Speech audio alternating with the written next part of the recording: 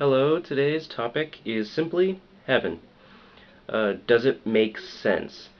I don't think it does, and here's how I analyzed it when I was thinking about it earlier. First off, as hard as it is, let's assume that the Christian heaven is real.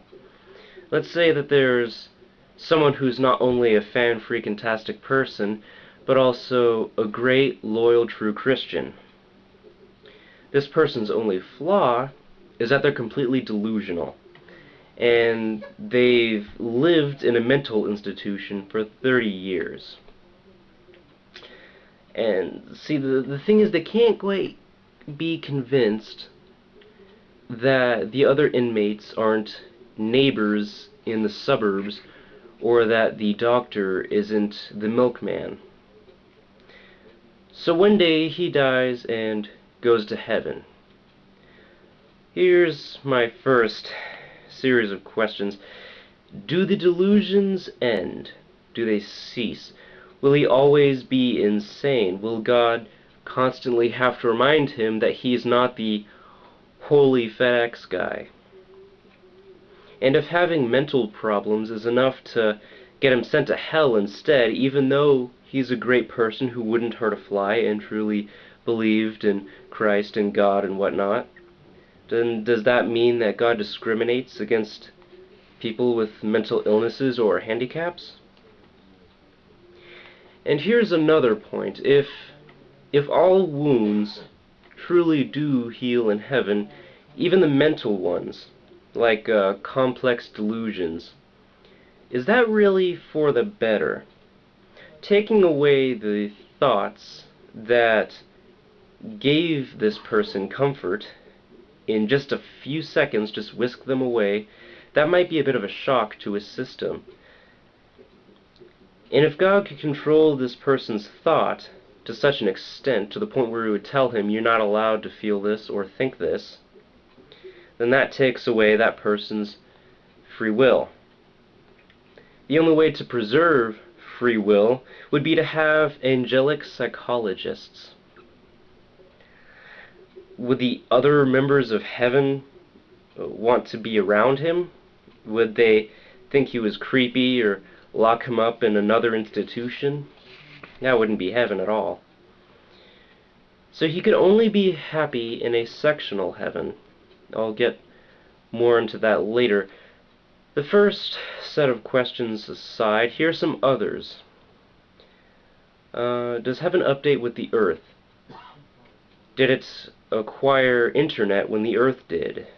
Are there Starbucks with free Wi-Fi and KFCs with the kernel actually working in them?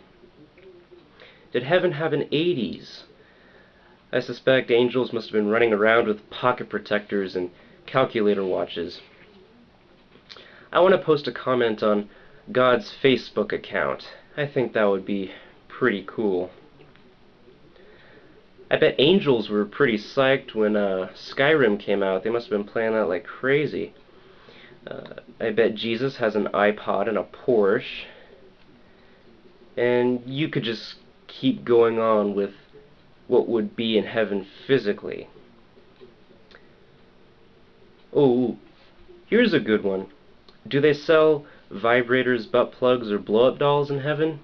If it's heaven, they should. Or maybe it's the same way it's been since the moment of its creation. In that case, most people who die in the next few years are going to be bored out of their minds.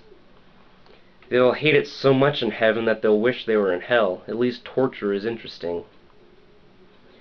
But I kind of do like the notion of the heaven heathens playing ball against the Hell's Angels, or of a tropical section of heaven so that the Jamaicans don't get cold. You're starting to see the problems. A universal heaven doesn't make sense. There couldn't be one heaven for everyone, since everyone has different wants and needs and opinions to argue over, and faults to find to try to get people kicked out. And that brings me to the two types of heaven, which I've named. I don't know if they've already been named, but I myself have named them universal and sectional heaven. Universal heaven is one big place, one big utopia for everyone to live in together, which I just made fun of. Sectional heaven, which will be the next topic, is when everybody has their own personal heaven, which they either design to be perfect for themselves, or God perfectly designs for them. So let's now talk about the sectional heaven. In sectional heaven, the delusional guy can live out his delusions in peace. Everyone can be a millionaire, and all beers are on the divine house. Everybody's heaven would be different. They would be exactly what they had always wanted and dreamt of during their lives. It would be as if everybody became delusional, supplanting any previously known reality for wild, self-indulgent dreams. You wouldn't have to work for anything anymore. There'd be no other people to work for, to give charity for, or to help. It would only be the choice of doing things for yourself or being bored. Maybe your own heaven would be a reproduction of God's universe with you as God, making all the decisions like He would. Or is that not allowed? Anyway, a bigger question is, are people allowed in each other's afterlives, in each other's versions of heaven? Can you leave your own and somehow teleport into somebody else's? How much of your own do you bring with you?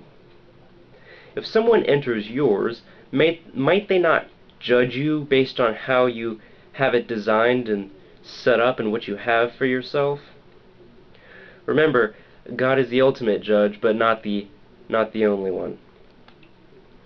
And if nobody can enter each other's afterlives and delusions, just make duplicates of the loved ones they want to see, then is that really heaven? It sounds like a nice place to visit, sure, but spending eternity in heaven sounds awful to me. It just doesn't compute.